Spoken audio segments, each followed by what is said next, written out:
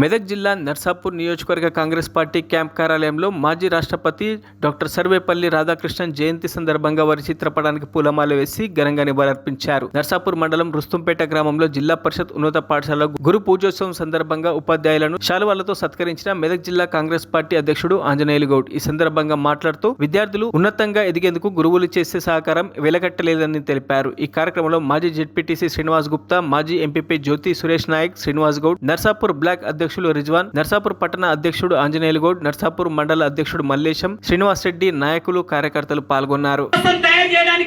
ఈ రోజు మనమందరం ఇక్కడ నేను వచ్చి మీ ముంగడ మాట్లాడుతున్నంటే ఉపాధ్యాయులు నా అమ్మ నా నాయన తప్ప ఆ ఉపాధ్యాయుల తర్వాత కనిపించని దేవుడే ఉపాధ్యాయుడు, కనిపించని తల్లిదండ్రులే మనకు ఉపాధ్యాయులు.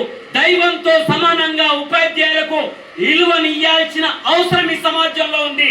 మీరందరూ కూడా మంది ఎంత అని ముఖ్యం కాదు, మనమందరం కూడా ఈ సమాజంలో ఉపాధ్యాయ వృత్తికి మనం గౌరవిస్తే రేపు రాబో తరాలకు కూడా మన పిల్లలు కానీ ఇంకా కానీ సమాజంలో మంచి మార్పు తీసుకురావడానికి ఆస్కారం ఏర్పడుతుంది.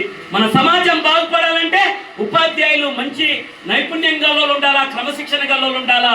దానికైతే మాత్రమే ఉపాధ్యాయులకు మంచి ఉంటుంది. అందుకోసానికి దయచేసి సమయం, క్రమశిక్షణ, ఉపాధ్యాయ వృత్తిని ఎవరైతే ఉన్నారో వాళ్ళని తర్వాత దైవంతో భావించాలని చేతులు జోడించి మీకు అందరికి నమస్తే.